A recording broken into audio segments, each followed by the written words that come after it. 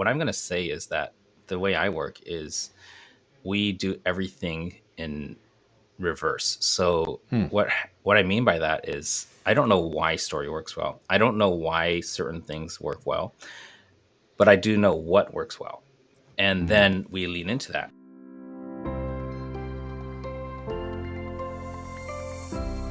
Welcome to the 91 Day Podcast. I'm Jonathan, and I am thrilled today to have a guest all the way from Japan with us. Ken Okazaki is a just video master and is going to have the opportunity to share with us today just some insights on video that probably will even amaze me, because Ken has, I think, forgotten more about how to produce great marketing video than I've ever learned or ever will learn. So, Ken, thank you so much, first of all, for getting up so early in the morning to be with us and for agreeing to be on the podcast today and share some of your knowledge with our audience. Can you start by sharing just a little bit, maybe an elevator pitch, Ken, about you and what you're doing? I know you run multiple businesses and different things like that, but if you could kind of give us an overview. Sure. Thanks, John. Thanks for having me on the show. If I were to put that into a nutshell, then I do everything around creating videos for marketing purposes. So I have a content creation agency, and we don't build funnels and run ads. That's why I wouldn't call it a marketing agency, but we do everything required to do the research, the actual shooting of videos for our clients, editing and managing their social media, making sure the engagement happens and that there is guaranteed month-on-month growth on all their social media channels that we manage. So that's one thing that we do. It's called 20xagency.com. And more recently, I've launched a new business, and that's called the GoBox Studio, where we actually help. This business was born out of the frustration of my agency clients, where no matter how hard they tried or how much research they did, they just couldn't get a home studio to look nice, work well. And every time they went on the road, they had to make a choice whether to look, really basic, or to lug around a suitcase or two of tripods, cables, and a whole bunch of gear that always ended up either breaking or forgetting something, or just taking too much time to set up and take down. So that resulted in me creating a studio that flips up outside of a carry-on suitcase, and that is something that's very recent, but also going very, very well. Well, thank you. And I have seen your GoBox Studio, and I must admit I am incredibly impressed. As you mentioned, it's so common if you want to have good quality video, especially if you're on the road, it's really difficult to get set up. And I cannot imagine the hours that went into testing and development. I know you shared some of that on social media, and it was great to watch that early on as you were doing some of that. But from what I've seen from the GoBox Studio in particular, you've managed to create that perfect mobile video studio that can literally be tagged along anywhere and set up within just minutes. Can you tell us a little bit more about that? And personally, I'm curious, is it still, are you still taking, I guess, back order reservations, or is it, its production got caught up with the demand? Because I know you had huge demand up front. Yeah, that's a really good thing you brought up there. Our biggest challenge is keeping up with demand. At end of September, if you're listening to this later on, we're in 2022 right now. We're almost at the end of the year, but end of September 2022 and beginning of October, I had taken it on the road and gone to a conference just to make a decision in my mind whether or not, is this a hobby that I need to kill because it's just a distraction, or does this have legs, and can I make a business out of this? And right out of the gate, our booth was the most popular booth at the entire event. There's like 3,000 people there, 200 booths. I think 200 booths is way too much for 3,000 people, but everybody else was complaining about how they weren't getting enough traffic, enough business. All I remember is I did not get a break for 3 days straight. We took a whole bunch of orders, and people can order now. We are caught up. We're revamping our production process and streamlining things. But this is the first time I'm going into a physical products space, which actually, it's more complicated than I expected. We're, for example, sourcing custom made parts from 14 different factories and having them assembled in an assembly plant and then quality controlled at a different place. And then it's nuts. So to bring it all under one roof would be a big challenge, but that's one of my goals for the future. Really cool. Just because I know it's a curiosity of a lot of us that are watching, Can you kind of walk through how does one figure out? Obviously, you have the idea, and the idea is the seed for that, Ken. But how do you go about figuring out producing these parts? What parts are needed? In your case, custom parts. Can you tell us a little bit about your R&D process and what that looked like along the journey? Yeah, really good question. In the beginning, the idea came out because our, just what you see right now in front of me, in front of you on this camera, is it's a certain type of camera that gives what's called like a cinematic look, where you have a certain warmth of color, you have a certain depth of field, and that what that means is when the background's all nice and soft, and you don't have to do the digital fakery, which frankly is a good attempt, but it's never gonna be the real thing, right? Hmm. So a lot of people wanted what I had, my clients. And they're like, why can't we be on Zoom calls? Why can't we record video like you? And I said, well, you can. And I gave them a shopping list. And I made some very detailed tutorials and schematics. And, I told them exactly what cables to get, everything.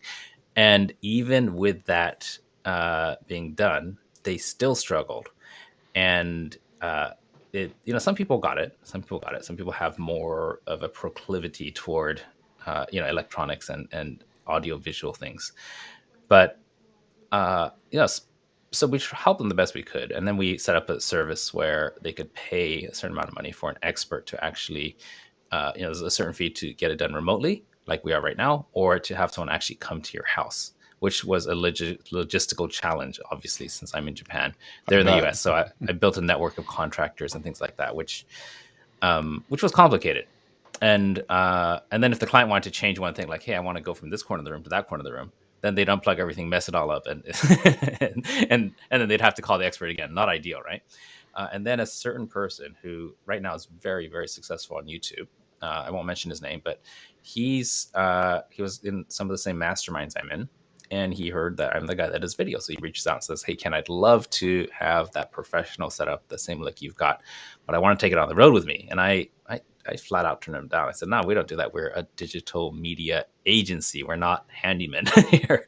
And but he's a very convincing guy, and he convinced me to make something. So I drew some really rough designs. I literally went to the hardware store, bought some plywood and a saw and some clamps, and I did not know what I was doing. I don't have a background in engineering, nothing. But I put together a plan that kind of worked, and I sent it over and had somebody in the US fabricate it for him, like a handyman type of person who had a bit of tech background.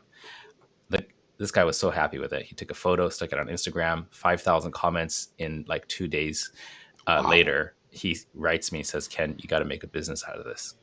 And then he hangs up. I'm like, okay, well, so this is about 18 months ago so this is, I guess, around the end of 2021, Hmm. or it Hmm. was August 2021 that this happened. And that was the farthest thing from my mind that I wanted to do that. I was just doing someone a favor, like, here's this thing, go away. That was my attitude at the time. Sure. But the seed planted in my mind, and there are days when you have less work than others. So then I'm just thinking about how can we make this into a reality. So I made a version 2, or this is more like a version 0.001 if I were to look in hindsight, sent it to a client, who's actually paying me monthly retainers. And I said, hey, this is going to cost X amount of money, but it's going to, I just want to get your feedback on it, but it's yours. But, I just need to cover costs. They bought it. I sent it to them. They loved it and had a big list of feedback. And I said, great. So I made those changes, sent them another one. And I did this 8 times, Wow. constantly improving with different clients and, with different situations. Some people are traveling often. Some people are doing live events. Some people are podcasters. We've got people in the fitness industry. We've got, doctors, MDs who are doing telemedicine and, teaching about, we have a nutritionist. So all these Hmm. different, we've got patent lawyers, lawyers, tax accountants. So there's this wide range of clients I have. I kept sending different versions to different people to get their opinion on it. And throughout this process, I had identified most of the things that they wanted and been somehow able to work it all in. And I have no engineering background or electrical engineering background, or even shop. I literally, when I realized that a hacksaw and plywood aren't going to cut it anymore, I went and taught myself CAD, which I, found out is the industry standard for industrial design. So I just watched a bunch of YouTube videos, taught myself how to do CAD design, learn how to work with sheet metal, steel milling, plastic injection molding. And then when the electronic components weren't in, off the shelf components weren't enough, I taught myself how to design PCB boards. And then I created a power and heat management system, which is the biggest challenge that most people face when creating a setup like this. And there's a combination now of custom stuff, off the shelf stuff, and that's why we have an assembly plant to put it all together. So I hope I didn't get too long winded there, but that was the design process, the creation process. And eventually, when I did bring it to the States, I'm glad I ironed out a lot of these issues. It was a lot of my clients were already using them for 6-7 months, and I was pretty confident that even if I wasn't there to handhold them, that customers will be able to get a lot of benefit out of these. No, not long-winded at all. In fact, I find it absolutely fascinating the process that you went through. Not being a physical products guy myself, just to the iterations and the processes. I love the initiative to learn how to do all of that off of YouTube. And candidly, Ken, I'm totally impressed with the knowledge. I don't think there's any way I could have figured that stuff out, no matter how good the videos were. So very impressive and a great story to hear about. I know the first time I think I saw your completed kit was a few months ago. You were at a show in Las Vegas, and I was actually doing a call with Dennis Yu, and he was Hmm. FaceTiming and or Zooming, whatever we were doing at the moment. And I remember he was walked past your booth and said, "Hey, I've got to show you guys this amazing setup." And I don't know if that was the first time Ken or that Dennis saw it or not, but it was so amazing to see the crowds of people surrounding you and to see the kit the way you had it laid out. Very impressive. So, best of luck with that product. I can only imagine that it's going to just continue to catapult forward because it really does fulfill a very need in the industry that's there. So, very, very cool. So Thank you. when you and I first met, it was through actually Josh Nelson's Seven Figure Hmm. Agency, and at the time you were giving us some courses or some advice on something I think that impacts everybody listening to this call, and that's how to make a better Zoom call. And I should have probably asked you to prep for that, but is that something that you still have available or that is available for anybody watching the podcast to go learn about as Sure. You far mean as like that? Because setting up that this was, home studio kind of thing? yeah, I remember you talked a lot about lighting and camera Hmm. placement and just the basics, but I found it well done because it spoke to me who I'm not a techie, I'm not Yeah. a video guy, but it all made sense on how to set the basics up. And I think that's just a tremendous example of how you are so willing to help in the community and help others do a better job with video, make their videos better Hmm. across the board. So actually, yeah, I do have that. That's I'll give that to you for free. I'll send you the link. You can put Well, that into the thank you. description below. But it's a 15-minute video where I demonstrate what needs to happen, and with it is a PDF with schematics on how to position everything, where the light should go, how to set up the camera on the desk, like exactly the position of the lights, the angle. Like I broke it down so that you could follow as much or as little as you want. But if you follow it exactly, you'll get really similar results to what you're seeing in my camera right now. It was a great guide, and I actually remember the diagrams being really helpful. I've not had a chance to implement all of that yet, but as we move forward, we're getting more and more of that by adding different lights and angles and just even where the camera was located. I remember it was a great discussion about should it be low, should it be high, should it be in front of you. So really, really good information. Thank you, by the way, for being willing to share that with our audience for free. That's very generous. I appreciate that. One of the other things I wanted to ask you about, you recently, and recently is probably in the last 4 to 6 months, but you launched your own podcast, and I don't know if it was the first or not, but it has been a great podcast, by the way, and your growth has been just astronomical to see how fast it's been picked up. Can you tell me a little bit about why you chose a podcast and maybe give us a couple of insights into what you did to cause it to grow so quickly? Yeah, that's a really good question, and you're the first person that's asked me that actually. Oh, well, thank the you.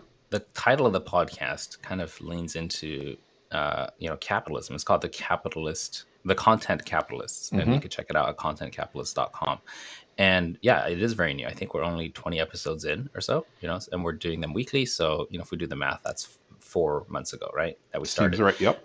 But the reason for the podcast was because I had so many conversations with prospects who wanted to join my agency. And the thing about agency work, and Jonathan, you're going to probably be nodding your head and smiling as I say this, but as people are coming in, they're going to hear what they want to hear, and Mm, setting expectations later on when things don't go exactly as they expect. Setting expectations up front is super important so that later on there's no misunderstanding. absolutely. And one of the things I say when I bring people into my agency is, hey, we're going to help build your brand, and your online presence is going to be phenomenal. However, if you don't have a marketing system in place, and what that means to me is if you can't show me with a 5% tolerance of an ROAS Hmm. on money spent to get a new client, that's been repeatable, then I think you're too early to bring us on. And I've changed that to 10% tolerance up or down. And what that means is, like, let's say you got $1,000. When you put that into Facebook or YouTube or TikTok or wherever you're running your ads, then because historically this is a repeatable pattern, that you're going to get what 1.5, 150%, 200%, 500%, whatever that is, or Right. sometimes even negative if you have a great, a delivery system in the back that's going to make the profits. But whatever your numbers are, if you don't know them, then you shouldn't hire. So you got to figure that out first, because what we do is going to make the sales and marketing easier, but we're not your marketing machine. You need a machine that we're going to augment. It's like we're I'm not sure how you want to say it, but we're like a component of a vehicle. We're not the vehicle. I think that's And a great analogy. Yeah. yeah, but what happens is later on down the line, people are like, well, how am I going to make money with this? Or what's the ROI of what you're doing? Or, the CFO comes through and does a review, and I was having too many of these conversations. So I decided, hey, you know what? Instead of me, uh, or even on the pitch, when I'm with the decision maker in the Hmm. business, having to explain, having to answer this question, what's the ROI? And I got to, pull out this whole story again, right? Or whatever, however I'm going to explain it. I got tired of that. So I said, you know what? Instead of me having to justify why it's worth it to hire us, even though we don't promise an ROI or return on ad spend or whatever metric they're looking for, what I'm going to do is just interview people solely, people who are creating content and using that content to make money, and they have to be doing at least $1 million in revenue a year, because otherwise, why is it worth listening to someone who's just going to regurgitate what Gary Vee or Grant Cardone or Ty Lopez is going to say? It's just like, just go listen to the source, right? But so Absolutely. many people take a soundbite and then they make their version of it. And I think for a total novice it might be worth it, but for someone running a business, you deserve better. And so that's the promise up front. As I say, these conversations are with people who I vetted and are making $1 million or more, off the back of content creation. And then we break down how are they doing it. So two things happen there. Number one, people who are listening know that whatever the guest is sharing is from experience and not conjecture, right? Second thing is, I put the word capitalist in the title because I think that I lean more toward the business owner who's doing between $1 and $50 million a year. And a lot of these guys are entrepreneurial. They're not people who come in through Ivy League colleges and Hmm. got promoted because of their mom or their dad. They actually built these businesses from scratch, and they have that capitalistic, entrepreneuristic attitude toward life and business. And I wanted to interview more people like that, because like attracts like. So I think those are the main components around that. And it's I genuinely have fun interviewing and finding out for myself who are these people and what makes them tick. And so the questions I ask are from my own curiosity, and that makes the conversation fun for me, and that's why I could keep going. Well, I have to tell you, it is absolutely my favorite new podcast of 2022. We'll make sure we put a link into it because you do a fantastic job. You've interviewed some just amazing people, and everybody seems to share just a great story along the way. That's part of that. I think that probably brings me to my next question, Ken. And obviously, being an expert in video and marketing video in particular, from your perspective, can you tell us why story is so effective in gaining that trust and that likability, that credibility that we're trying to do? Again, as business leaders in that segment that you talked about, I'm right there with you. I'm entrepreneurial. I don't have any Ivy League degrees, nothing like that. Why is it that story works so well, in your opinion, to reach our audience? Yeah, I can't really speak too much to the, like the evolutionary psychology of us as humans, because I'm not an expert there. Fair enough. Uh, and so even though I'd like to quote something really clever sounding, I probably could, make something up, go to, chat GPT and type that Yeah. out, and it'll sound clever, but that's just not the way I work.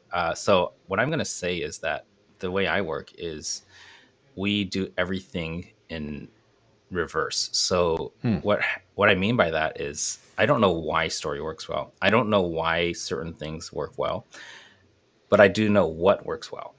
And Hmm. then we lean into that. So we something that almost everything I do is learned through studying my own clients' accounts, my accounts, and a lot of really successful people on social media, their accounts. So what we do is we audit a whole bunch of data, everything from what percentage of the screen is occupied by the face.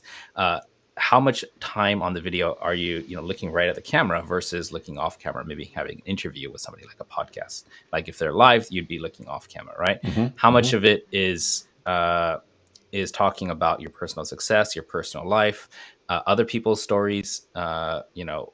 There's going to be we measure, for example, how many seconds does it take from the beginning of the video to when you actually close the first loop and get to the point. We count how many words and letters are on the screen for the thumbnail. We count how many elements are on the screen, and we look at things all the way to the granular level of. Uh, I think that the biggest thing we look at is, oh yeah, how many numbers are on the screen, how many Hmm. emojis are on the screen, how many words per minute are you speaking. But the one statistic that made the biggest, this is by far the thing that's moving the needle the most with short form content. So this means stuff on TikTok, YouTube Shorts, Hmm. Instagram Reels, and then and this is the one thing I haven't found much deviance from creator to creator, is how long does it take you to get to the point. That's what we Hmm. call that TTI, time to Yep. impact. So the problem everybody's facing is, I think so many marketers have been hammering this into us forever, is you need an amazing hook. The hook has to be great, otherwise the thumb's not going to stop scrolling. You're not going to grab people's attention. And we've heard this over and over. So everybody is over invested in the hook that they forget to get to the point. And and what happens is, if you're going to take more than 7 seconds, and that's the number we're finding on average as a threshold, if you're going to take more than 7 seconds to complete the hook and then actually give something that they came for, then you've lost them. Now, a lot of people, it's what we call ROMs, rambling old man syndrome, and I've Hmm. got that sometimes. A lot of people have it; they don't realize they have it, but they will go on, and the preamble becomes the entire video, and those videos flop. But and I'll give you a quick example.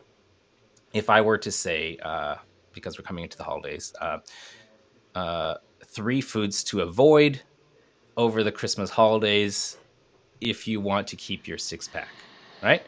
And so let's say that's the title of the video, and I start with like, "Hey guys, we're going into Christmas season. There's going to be amazing food wherever you go, but here are the 3 that you're going to absolutely want to avoid if you want to keep those hard gained abs over the holidays." Now, that's the hook. And what I Hmm. should do right here is just say, "Hey, number 1 is the mashed potatoes, especially if it has butter in it." I close the first loop there because I proposed a hook, and now I have to close the loop. And then I could explain and go to number 1, number 2, number 3. But what most people do is, instead of giving the thing, they're going to stretch out a little bit longer, thinking Hmm. that the anticipation is going to help. And they're going to say, you know how it is when you go to your grandma's place and it smells so good, and your uncle's there and everybody's watching TV and it's such a great. That's forget it. Or they go into their backstory. I remember when I was a kid, I thought that like, don't do any of that. Cut the fluff.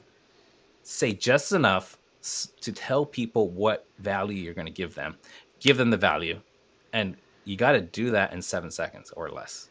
And I think that's the thing I've observed. So I've kind of answered you in a long-winded way, like, why do people love story? uh my answer is, I don't know. I just know what works and doesn't, and I don't even really try to figure out why. I just know what. And then we experiment with what, and it works better, and it works better. And then we intensify the what, and we find a whole bunch of whats, and we stack them up. And that's how our clients accounts keep growing pretty well. Well, I think you answered a question that was even more important, and I'll tell you right now, if you take nothing else from this podcast, if you're watching it, that 7 second rule is total gold, guys. That is amazing. In fact, just to make a point of that, because 7 seconds isn't very long when you're talking, I want to take just a minute and throw up a timer here to count 7 seconds. And think to yourself as you watch these 7 seconds go by, just as Ken said, you've got this long to get into your content, not just to do your intro, but to get into that content. So let's listen or let's watch 7 seconds.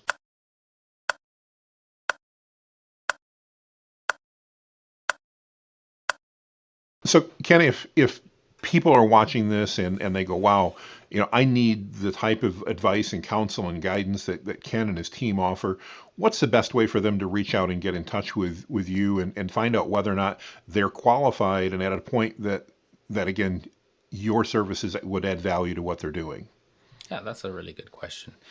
The well, first of all, we have different levels of service, and we're actually creating something new for people who I really want to help, but simply can't afford the. We have some bigger packages for clients, and everything ranges from starting at $20,000 a month retainers, so that's like a $240,000 investment over a year, and we're going all the way down to creating something new so it's really accessible, where it's less than $2,000 a month, and that's something brand new that is really for beginners, people who are looking for, number one, the confidence coaching one-on-one with actual directors slash coaches, video editing and production all included. And we just found a way to make it extremely efficient, where, to be honest, our margin on this, and I'm not sure if my team's going to be okay sharing this, but it's around the 5% mark on this service. But we're doing this because we want to grab enough market share and share enough value so that the techniques that we share, the networks we're building, grow so big, even at a tiny margin. We're pretty safe that we're not going to lose money on this, but we want to operate at a tiny margin, but then go to massive scale on this extremely cheap product. It's kind of like the Costco tasters, or the Costco Sure, hot dogs, right? sure. It's a loss leader, but I'm willing to put that out and experiment with this so that I could bring people into either buying the equipment, that's the Go Box, or grow people up so that they're going to want to when they're ready, come into like the $10,000 to $20,000 a month type of packages, because they've had that experience with us. So I'll the best place to find me is just search Ken Okazaki on any social media platform, or the agency itself is 20xagency.com, and you'll be able to see our currently we don't have that new package there, but we will Hmm. probably by Christmas, and that's in a few days. So that's something I'm working really hard on. So whatever stage you're at, if you're not sure where you want to go, just find me on social media, send me a DM, and we'll probably have a quick interview and see what package works best for you. Well, that's amazing. And Ken, as you mentioned, this is being pre-recorded, so by the time this is live, we'll be past Christmas by just a little bit, and you should be able to see that at Ken's site at that point in time. Well, Ken, you've added a ton of value today, and as most of the viewers know, I like to ask one more question that's not necessarily directly related to your expertise, but as a business leader and as an entrepreneur, if you were forced to start over and somebody said, Ken, you've got to start over from scratch. Here's $1,000. You don't have to worry about your food. You don't have to worry about transportation and a roof over your head. But I'm going to give you 91 days or 3 months to build a business that's generating $10,000 a month or more in revenue. What would you be looking at? What type of things would you do in order to try to build that business in the first 3 months? Okay. Can I ask some Absolutely. clarifying questions around this? So Sure. first of all, is the goal to get to 10,000 a month, or is the goal to build something that's going to scale past 10,000 a month and at least hit 10,000? I would say the goal is to build something that's going to scale past that, but that Yeah. by month three we could at least get it to $10,000 a month in revenue in that three Okay. month period. And again, And sometimes it doesn't work. This is yeah. just our best opinion. Yeah. Okay. Look, I would use that money to gain access to a network of people. First of all, like I'd spend the whole wad right away on the highest quality network I could get access to. Maybe I'd even combine that with bartering. But every great customer or business idea that I've ever had came as a result of doing services for people who were at the income level that I wanted to interact with. Hmm. So uh, I would do research about. I would go back into the same business I'm in, really, but I just accelerate things from what I learned. So let's say if I've only got $1,000, then I can't really hire people. Do I have a laptop at least? You have a laptop, you have a cell phone, Okay, high speed internet, whatever you need there. Yep. yeah. So I just need to get in front of the right people, and obviously, $1,000 not going to get me flying around very much because so we do it virtually from home. But I want to get inside networks that have a lot of engagement and discussion time, in their lessons and stuff, because then I get one-on-one time with other people, or at least one on three or four, not one Sure. on 500, right? So then you'd actually get time to make an impression on someone. But I would show up to every single thing, add as much value as possible so that the leader of this tribe will recognize my value and also want to feature me in one way or another. So getting inside the right network is the first step. Second step is to identify, you know, let's say 10 key people in there who I want to do business with. And then it's just about uh, finding out what they want more than anything else around what content creation. Hmm. And this is going to be, uh, it's just simply because that's my wheelhouse and I know that best. So I'd probably put together a package service, start it super low, probably $2,000 a month, and just so I could get some testimonials and some positive feedback. Hopefully, I'd shoot it with my phone or on their webcam. Since I don't have money to hire anyone, I'd edit it myself and get it back to them. So $2,000 deals are really easy to close. So I think in the first month, as long as they do, like if they have weekly sessions to meet up, I'd Hmm. probably close 5 people. That's already $10,000 in the first month. I'd roll that into uh, probably getting 5 more a month too from the same network of people. So now we're making a bit of a profit. But this is all services, because services are the fastest way to make money. Because you're an able-bodied person and you get stuff done. And on a tiny scale, if I'm not running my other businesses, then yeah, it's very doable because I just have to schedule time to get on a Zoom call, Hmm. get their credit card number, and then spend maybe an hour or two outside of the Zoom call to actually edit some video. So getting to 10,000 is easy. And that's why I asked about, are we getting to 10,000 or scaling past? Hmm. Because if I wanted to scale past that, then I take a different approach and I'd look for partners early on who will do the editing for me and the social media management for me, and then give them equity so that I can just focus on finding the right people and pitching them, and then have someone else deliver it. So we'd probably, I'd make less money up front because I'm giving more to someone else. Sure. But then that model could scale, to 100K a month. Whereas the first model I described would probably get me to 30 or 40K before I start burning out doing that. Too many Zoom calls, too much time editing video. Absolutely. So yeah, that's kind of overview of probably what I do. And what I just described to you is what I've been doing up until now, on different levels, but just kind of condensed down into the most simple steps. Well, I think two great ideas, and the fact that you gave us two different ways to do it, I think is fantastic, Ken, and I really appreciate that. You're the first person that's ever brought up barter, and I think that's such a great idea, especially if you're in that startup mode. Why not do some bartering to get value that is both of value to the person you're offering it to, but also value back without having to part with any of that hard-earned cash or to expand on what's available for there. So great ideas, and I think so often when we get started, we miss the long-term concept of where do we want to grow that business to. And like you said, the ability to partner with other people, give them a piece of the pie, gives you that ability to grow it far beyond just a 20 or $30,000 a month business, but have that scalability while still obviously focusing on the things you love to do. So Yeah. fantastic. Thank you so much. That's I, great.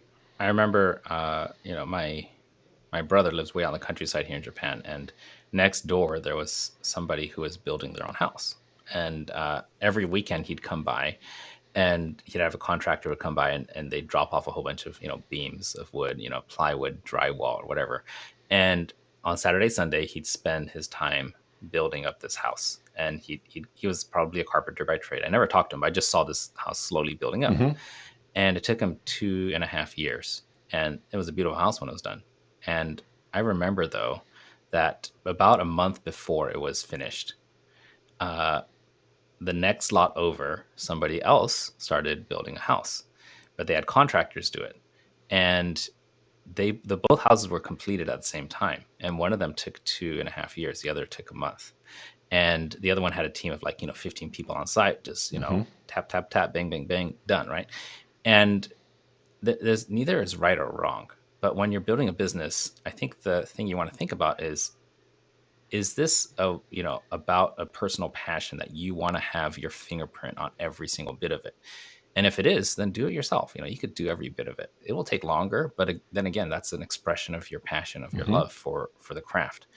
But if you are in it to make money, if you're in it to scale to something really efficient and help as many people as possible versus helping one person at an extremely high level, then you got to think about being the architect, not the architect necessarily, but more like the person who owns the contractor who owns the plot of land and is Hmm. building a bunch of houses versus somebody who is thinking and designing and planning everything on their own.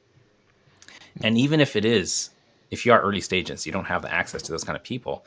That's why you want to go into the barter deal. Say, hey, like, and I'm going to use an analogy of a house here. Like, hey, I'm going to build this house, and based on the market value of this area and this type of house, I think we'll sell it for $2.5 million. You want to go 50-50 with me? And then you start finding people to actually build it. And your job from then on is just to coordinate. And if you make out with 30% of that for just coordinating, then you realize, hey, I've got a great blueprint here that I can continue coordinating multiple houses simultaneously and partnering with more people. So the first guy gets 100% of the money, takes him 2.5 years. The other guy gets 30%, but in that same period of time, he's built 20 houses. So Hmm. you see the difference there in the multiplied effort. So I think that going into that process of starting from zero, you got to be clear on what the intended outcome is. Is it to win a contest and get to 10,000 a month, or is it to build a business that you're going to want to keep working at or potentially exit in in a few years down the line? And that would very much affect how I operate. Now, if there's a whole bunch of people, let's say that it's a reality show and there's 10 people, first person to get to a $10,000 a month wins, then I would do everything myself. Sure. That's a short-term goal. I could get there faster. What's that African proverb? If you want to go fast, go alone. If you want to go far, go together. Right? Mm, yes. And that's super super true in business, and that's the decision you got to make early on. Well, fantastic advice and great story to go along with that to make sense. I really appreciate the analogy. I think that helps bring that in more concrete terms, no pun intended with building, but it really helps it resonate with everybody. So fantastic.